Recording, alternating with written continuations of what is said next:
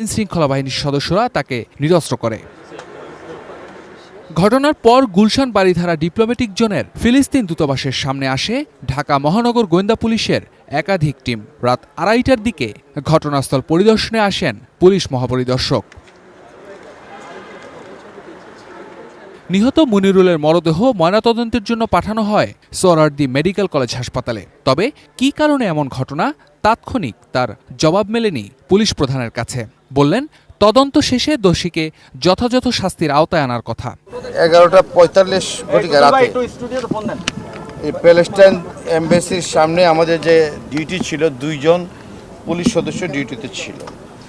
তো কনস্টেবল কাউসার আলী, আমরা যেটা জানতে পেরেছি যে কাউসার আলীর গুলি করা এলোপাথারি গুলিতে কনস্টেবল মনিরুল ইসলাম ঘটনাস্থলে মারা যায়। এছাড়াও জাপান এমবেসির ড্রাইভার